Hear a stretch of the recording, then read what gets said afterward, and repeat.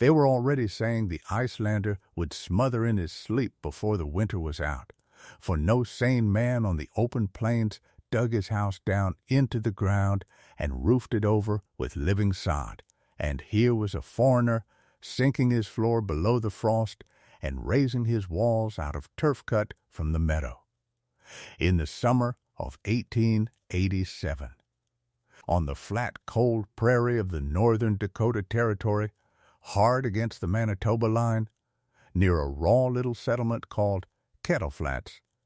Gunnar Eiriksson built himself a house of earth. He cut the turf in long ribbons and heavy blocks from the good-rooted meadow, sank the floor of his living room a full stride below the level of the ground, raised the walls thick as a man is tall out of that turf, and banked yet more earth against them, and laid across the whole roof a covering of sod-set grass side up, so that come spring the house would green over and grow like the prairie around it. Winter came early and hard to that high flat country, and every forward-looking homesteader for 20 miles had done the clean and modern thing. Hauled in milled lumber at great cost, and raised a proud tall house of painted board, set a good iron stove in the middle of it, and stacked a great rick of cordwood against the cold. He was the foreigner, burrowing into the prairie like a badger, roofing his home in dirt and grass, bedding his family down in a hole in the ground. He would breed a sickness in that damp earth burrow and bury half his household by spring, they said. What none of them knew, and what the killing winter of 1888 would teach them to their cost, was that Gunnar Eiriksson had read the cold and the warm, deep earth beneath it better than any man in Kettle Flats, and had built into that low green house of turf a warmth that leaked away to nothing and asked for almost no fire at all. He had come to that country carrying old knowledge and not much else. He was a spare, weather-dark man of about 40, born and raised on a turf farm in the north of Iceland, a treeless island of long black winters where his people had wintered for 1,000 years and more. In just such houses of turf and stone as he was building now, the low greenhouse, the family gathered into one small earth-walled room, warm through the winter with scarcely any fire, for on that bare island there was almost no wood to burn and never had been. He had grown up sleeping within thick turf walls with the frost screaming outside and the room mild within, and thought nothing of it. For on that island there was no other way a poor family came through the winter alive. He had married a steady, capable woman named Gudrun off a neighboring farm, and when the hard years came down on the old country, the mountain in the east that burned and rained gray ash and poisoned the grass, the winters that killed the sheep in the fold, the land grown too thin and too little to feed the people on it, the two of them crossed an ocean and half a continent, in the wake of the countryman who had made a new colony on a great lake to the north, and took up a cheap quarter section on the Dakota plains, arriving in the spring with a wagon, a plow, a cow, a shaggy dog, and a way of thinking about warmth that not one of their new American neighbors would ever have guessed. For Gunnar Eiriksson knew one plain thing in his bones, that the whole of his strange house was built upon, and the settlers around him had never had cause to think it through, because they had always had wood and reckoned they always would. It was this, that the earth itself is warm, however far the air above it falls, and on that plain the air could fall past 40 below and keep falling. The ground a few feet down holds a steady, patient, unchanging mildness the whole winter through, a deep reservoir of warmth that no wind can strip away and no cold snap can reach. And turf, the good meadow sod, its soil bound and knitted through with the dense living mat of 100 years of roots, is one of the finest walls against the cold that a poor country ever found. A thick blanket of earth and root that the wind cannot drive through and the warmth cannot leak out of. A wall of milled board is a thin and hurried thing, and the frost pours straight through it as though it were paper. But a wall of turf laid 3 feet thick, banked with yet more earth and sunk into the warm ground, keeps the small heat of a lamp and a few bodies close about a family, and never once lets the winter in. Sink the floor below the frost. Raise the walls out of turf thick as a man is tall, roof the whole of it over in living sod, and a house has scarcely any need of fire at all. But knowing that the earth is warm and the turf keeps is one thing, and building a house that gathers that warmth and holds it is another. The mild heat of the ground and the small flame of a lamp were no use to a freezing family if the house let them drain away into the sky, and so every part of Gunnar's low green house was shaped to catch what warmth there was and keep it. He sank the floor of the living room a full stride below the level of the prairie, down where the deep earth stayed mild, so that the warm ground itself was the fourth wall of the room, under their very feet. He raised a stout inner frame of timber to carry the weight of the roof, so that the turf walls bore no load and could be built as thick as he pleased, and he pleased to build them thick indeed, near 3 feet through at the base and battered back as they rose. He laid the turf the old careful way of his island, the heavy blocks set in slanting herringbone courses that locked and knit as they settled, and banked the outer face with earth until the walls were half a hillside. He roofed the timber rafters first with birch bark and boards, and then with turf laid grass side up so the sod would root and grow and knit into one living unbroken blanket over the whole house.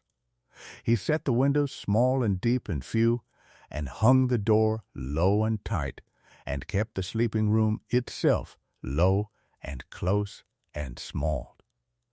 so that the little warmth the house held had only a little room to fill. He began, to the settlement's mild approval, by digging, and any homesteader riding past nodded to see a man breaking ground. For a cellar was a sensible thing, and the digging looked like the start of one. Then he did the thing that turned the nods to disgust. Instead of laying a foundation and raising a clean tall house of milled board above it, he went on digging until he had sunk the whole floor of his house below the level of the prairie, and then, in plain sight of anyone who cared to watch, he began to build the walls up out of turf, cutting the sod in long, heavy ribbons and blocks from the good meadow, hauling it load on load, and laying it up in slanting courses like a man raising a barrow over the dead. He banked the earth high against the walls, he roofed the whole low thing over in sod, and by the time the first frost came the house stood there on the open flat like a long green mound, with a wisp of smoke at one end and a small deep window glowing at the other. A low swelling of the prairie a man might have walked over without knowing a family lived beneath. From the road it looked exactly like what the settlement said it was, a foreign burrow, a badger's den, a house of dirt where a man too backward to know better had dug his family down into the ground. The disgust grew with every load of turf he hauled, and Gunnar Eiriksson, who had been born in just such a house and buried no one in it, let them talk. The building and the keeping of such a house was earthy work and not clean, and that made the mockery worse, for to the people of Kettle Flats the whole thing was an offense to every notion they held of how a decent Christian family ought to live. New turf carried a damp earthen smell. Until it dried and settled, the sod roof grew grass and weeds a man might have grazed a goat on, and dripped a little in a hard thaw, and the sunk room had to be whitewashed within, and its small windows tended to fight the underground dark. The settlement settled it plainly. The Icelander lived in a hole in the ground, in the dirt. Like the animal they were half sure he was. When a neighbor told him flatly that no white man in a Christian country lived buried in the earth like a gopher, that it was low and foreign and filthy, Gunnar answered, in his slow and careful English, that a wall of board let the cold through, and a wall of earth did not, and that come the worst of the winter, they would see whose house was the warmer. And the neighbor rode off certain the foreigner was every bit as backward as the whole settlement had always said. Gunnar Eiriksson knew exactly why he had built his house down in the warm earth, and there was not another soul in Kettle Flats willing to see the sense of it. The mockery had a leader, and his name was Amos Whitfield. Whitfield was a wheat farmer grown prosperous in the good years, a big, hearty, loud-voiced man who farmed the most land of anyone near Kettle Flats, held the finest house in the settlement, and liked everyone to know that a man got on in this world by doing things the modern, forward, American way.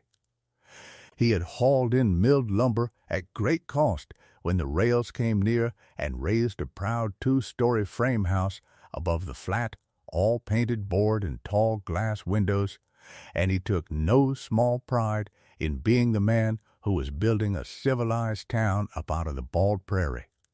He had watched the Icelander break ground and grunted his approval.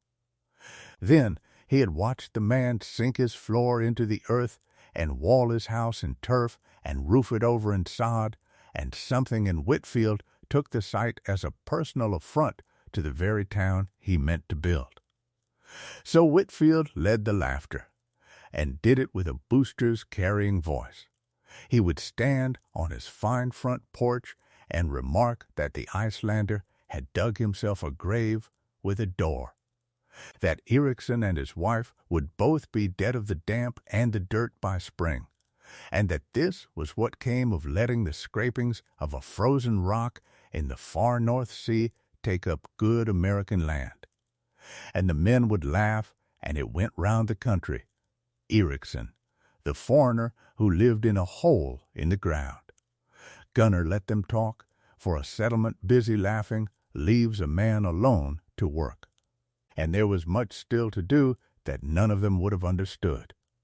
He banked the earth higher against the windward wall before the ground froze hard, and laid the last of the turf on the roof, and hung a second low door in the entry passage so that a pocket of still air stood between the cold outside and the warm room within. He set into the sleeping room only a small, plain sheet iron stove, and laid in beside it only a modest little rank of split wood, a fraction of the great cordwood ricks the frame house men were splitting all through the autumn, for he did not mean that stove to carry the house through the winter. He meant it only to cook the food and boil the coffee and take the raw edge off a bitter morning. The long work of holding the house against 40 and 50 below he had given, deliberately, to the warm earth beneath the floor and the thick turf all around. The men who watched him fuss over a banked wall and a low inner door and lay in so little wood were surer than ever the foreigner had no notion of how a man kept himself alive through a winter in a civilized country. By the middle of November, the country began to turn hard, and Gunnar Eiriksson got his first real proof, though he was near the only man who marked it. A savage, cold snap came down off the plains one night, the first true one of the season, the temperature falling far below zero, and the wind out of the north driving the frost deep into everything it could reach. In the gray of the morning, the homesteaders up and down the settlement woke to misery. Their stoves, fed until midnight, had burned out in the small hours and gone dead cold, and the frost had come straight in through the thin board walls behind them, So their proud painted houses were bitter as a barn, though the fire had roared the evening before. And every family rose shivering to build the fire again from cold ash, with fingers that would barely close, and found the water frozen solid in the pail. That was the plain price of the modern way in a hard, cold snap, and every frame house family paid it. Gunnar Eiriksson did not.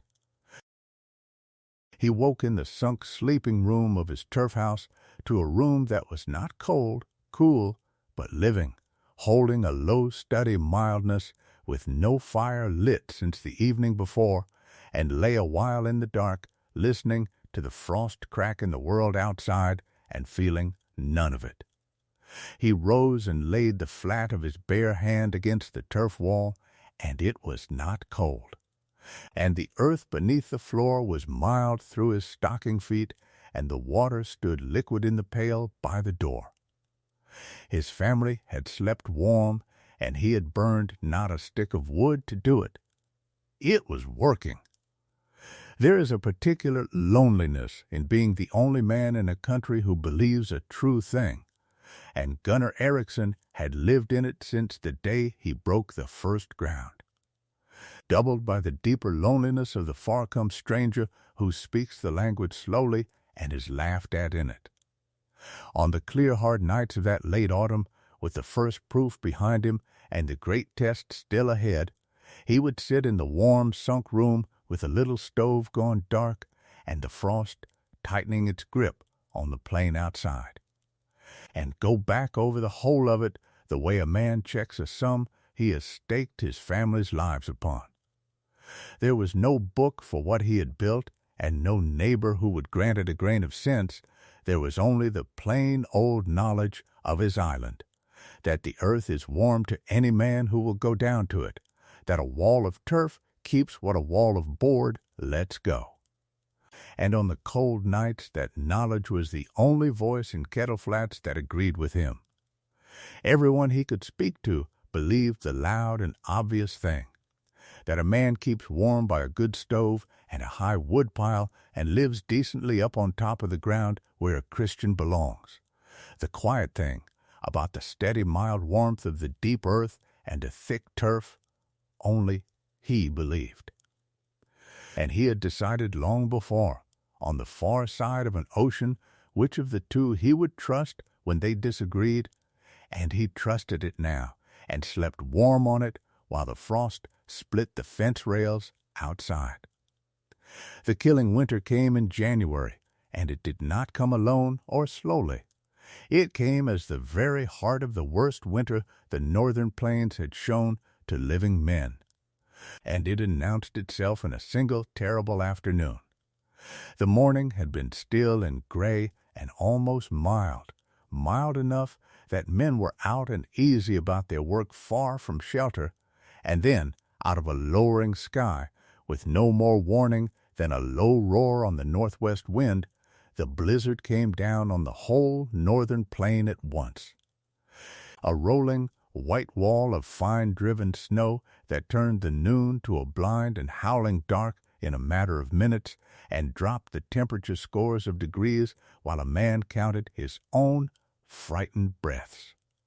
It was the storm they would speak of for 50 years after, the sudden January blizzard that caught the unwary out in the open across the whole of Dakota and killed more of them than anyone cared to count. And when that first white fury had blown itself out, the cold it had ushered in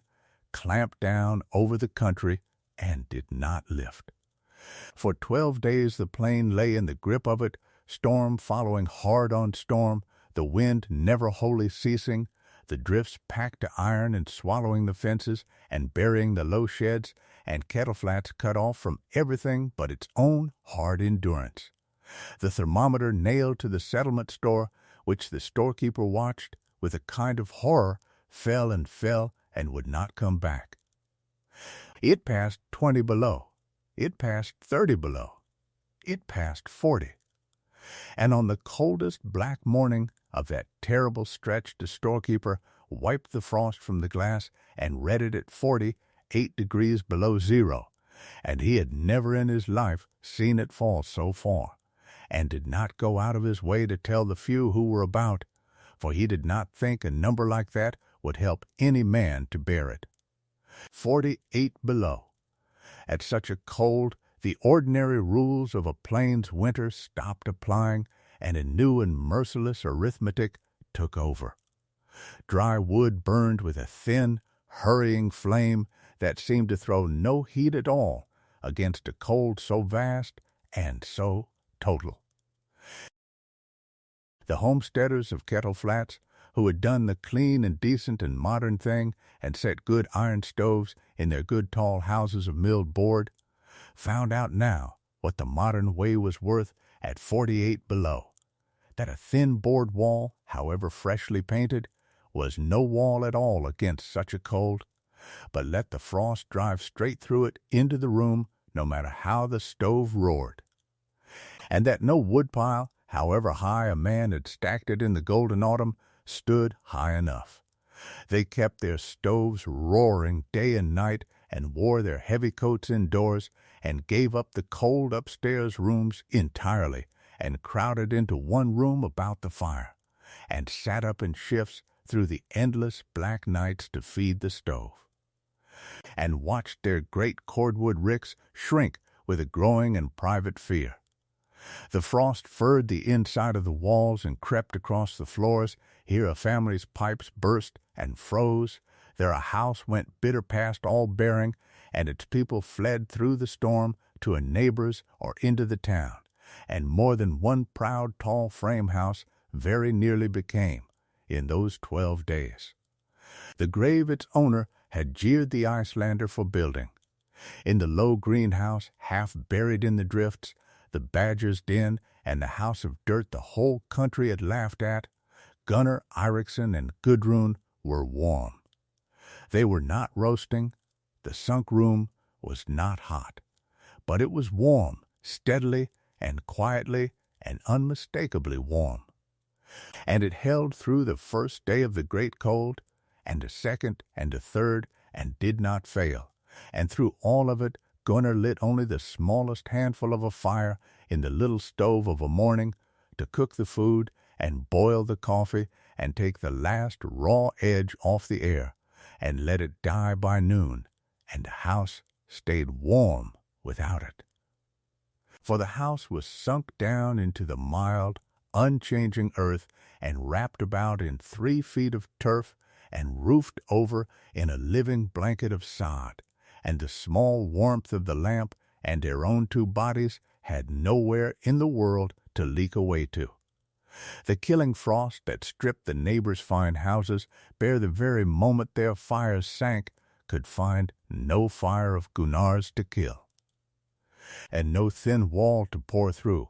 and no way past the warm deep earth to reach the family that slept in it. The cold that was murdering the settlement a stone's throw away simply could not get in. The storm gave him no reason to trust it and every reason to doubt, and still the earth held its warmth. The wind threw itself at the low turf walls without pause, hour upon hour and day upon day, and the driven snow packed a deep hard bank up over the sod roof and against the earth-banked walls, and only helped him. Another thick white blanket laid over the warmth, so that the more the storm buried the house, the warmer and stiller it grew within. Gunnar Eiriksson's days through that killing stretch were given over to small and steady things, keeping the stovepipe dug clear of the drift so the little morning fire could breathe, digging out the low door each dawn, breaking the ice on the cow's water, and forking her hay in her own turf byre, seeing to Gudrun and the lamp, and the small work of a house that did not need much doing. The low greenhouse was, against all the reason the whole settlement believed in, a living warm place in the dead middle of the worst winter the plains had ever thrown down, while a single stride beyond the turf wall the cold stood ready and waiting to kill a strong man in a matter of minutes. Gunnar Eiriksson had carried a small thermometer out of the old country, and hung it by the low door of the sleeping room, and on the coldest black morning of the whole terrible stretch, the morning the store glass across the buried flat stood at 48 below, he rose from the warm bed he shared with Gudrun and looked at it in the gray dark. The needle inside his turf house stood at 42 degrees above zero. 42 above. Not warm as a summer parlor is warm, but warm as a good turf house is warm on a black winter dawn. Warm enough that the water stood liquid in the pail, and his hands were sure, and Gudrun slept easy, and not a soul under his sod roof was any nearer to freezing than they had been in the mild days of October, and his little stove stood dead and black and cold, not a stick burning, not a coal alive, for he had let the morning fire die the noon before, and the house had never once felt the want of it. 42 above within, against 48 below without, a gulf of 90 degrees held across 3 feet of turf, and a bank of frozen earth, and a roof of living sod, and the mild, deep ground the whole house was sunk into, with no fire lit at all, in the worst blizzard the Territory had ever shown, held up by nothing in this world but the patient, old warmth of the earth that was never kindled and could never be put out. Gunnar stood a while looking at the needle, then laid the flat of his bare hand against the warm turf wall and went out into the gray to dig the door clear and see to the cow, for the earth would keep the house whether he watched it or no. Up in his fine, tall house above the flat, the reckoning had come to Amos Whitfield. His proud 2-story frame house, all clean milled lumber and tall glass windows and honest iron stoves, drank cordwood at 48 below the way a big thin-walled house does. And along about the 9th day of the great cold, with the upstairs long since abandoned to the frost, and the whole household crowded shivering into the one downstairs room, and the woodpile burned alarmingly low, and the stove for the first time going gray and cold between the feedings, the big, loud, forward-looking man understood at last that he was in real and mortal danger. And he understood harder still that the nearest safe warmth in all that white and screaming world was in the low green burrow of dirt he had mocked from his fine porch all the autumn long. It cost him something to go. He waited until the cold had got a killing edge inside his own grand rooms, and there was no more pretending, then wrapped himself in every hide and blanket he owned, and put his head down into the wind, and fought his way across the buried flat to the Icelander's house of earth, half frozen and stumbling, and not at all sure the man would even open his door to him. He came up over the drifted mound, feeling with his feet for the low sod eave, and beat on the buried door with a numb and clumsy fist, and it opened, and the warmth rolled out over him into the storm like something solid he could lean against, and with it the mild, earthen, living smell of the turf. Amos Whitfield stepped down into the sunk room and could not speak at first. And it was not only the cold that had stopped his mouth. He came down onto the earthen floor of the warm room and felt the heat of the place stand steady and dry and living all around him, a still, deep warmth such as he had not felt in his own fine grand house in a week of days, and he looked about him for the great roaring stove that surely must be making it, and found instead a small, plain sheet iron stove standing dead and black and stone cold, not a flame nor a coal alive in it. He laid his numb hand against the turf wall and felt the mild warmth in it, and felt the earthen floor mild beneath his frozen boots, and understood at last, standing there and slowly thawing in the foreign burrow he had laughed at. Exactly what he had been laughing at all the autumn long. He turned and looked at the small thermometer by the door, reading 42 above, while the whole world outside stood at 48 below, and Amos Whitfield, wheat farmer, booster, leader of all the mockery, took off his frozen hat. He was quiet a long while. Then he said the only thing there was to say. "You built your house out of the ground," he said, slow and low, "and the ground has kept you warm." Gunnar Eiriksson said that the earth had always been warm, and a man had only to go down to it. And Whitfield, with the painful thawing coming into his hands, said lower still that he had been a fool about the foreigner and the dirt both, and had said hard things he had no business ever saying. And Gunnar Eiriksson, who had no gloating anywhere in him, only told him to come in closer to the warm and sit down,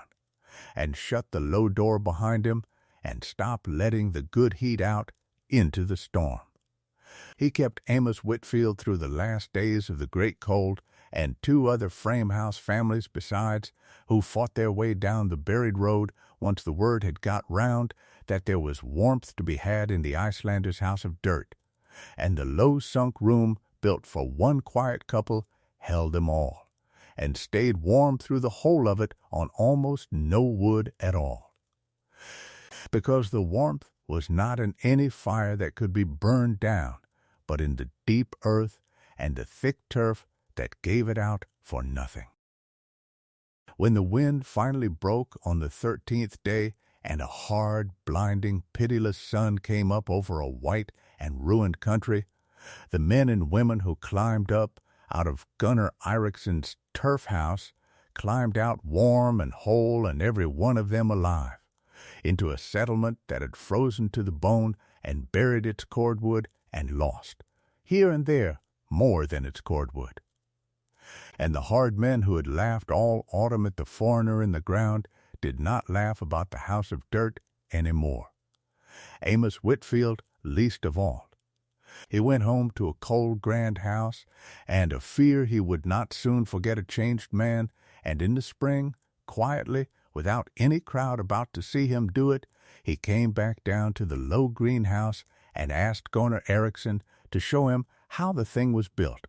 the sunk floor and the timber frame and the thick turf laid in its slanting courses and the living sod roof. And Gunnar Eiriksson showed him. Word of the warm turf house got around the country that spring the way the mockery had got around the autumn before, only slower and more thoughtful, for the winter of 1888 had cured a great many men of a great many certainties. Some few of the settlers, the poorer and the humbler, and the ones who had come the nearest to freezing in their fine thin houses, swallowed their pride and built themselves houses of turf and earth on the Icelander's plan, and blessed them ever after through the hard winters that followed. Most did not. Most would sooner stack a high woodpile and live up on top of the ground in a proud painted house and take their chances than dig themselves into the earth like a foreigner. For a man's pride in how he is seen to live runs deeper, very often, than his memory of one bad winter. But the ones who built their houses down in the warm earth lived warmer and burned far less wood for the rest of their lives on that plain. And the story of the winter of 1888, the winter of the sudden blizzard in the 48 below, when the proud modern men very nearly froze in their fine tall houses, and the backward foreigner who had buried his home in the dirt came. Through it warm with every soul under his roof alive, was told around Kettle Flats for as long as there was a Kettle Flats to tell it. They had called him backward and foreign and filthy for burrowing his house down into the earth, while wiser, cleaner, more modern men raised their proud tall houses of milled board up in the honest daylight. And in a way, the wiser men had looked the wiser, right up until the cold came and asked its real question. For a killing winter does not care in the least how proud a man's house is, or how modern his ways, nor how white the paint, or how tall the windows, or how bright the stove roared of an evening, or how high the woodpile was stacked in the golden autumn. It asks one question only. And it asks it in the dead black middle of the night, when the fire has burned to nothing, and the last of the wood is gone, whether there is still a warmth in the house that does not depend on a fire, and a thin wall of painted board has no answer to give. Gunnar Eiriksson had built his answer out of the oldest and the humblest knowledge his poor treeless island had ever owned, that the earth is warm to any man who will go down to it, that a wall of turf keeps what a wall of board lets go, that the low green house the proud new country scorned was the surest shelter a cold land ever knew. And when the great killing winter came down at last and asked its one question, his answer was already there, warm in the earth and the turf, and it held. As the old folk of his island used to say, of the low turf house that carried a poor family through the black heart of the winter on almost no fire at all, the fire a man lights with his own 2 hands will fail him before the dawn. But the warmth of the earth was never kindled and can never go cold. Gunnar Eiriksson had built his house down in that warmth that was never kindled, and on the morning it fell to 48 below, the thick turf walls and the mild deep ground beneath the floor never once let the winter in.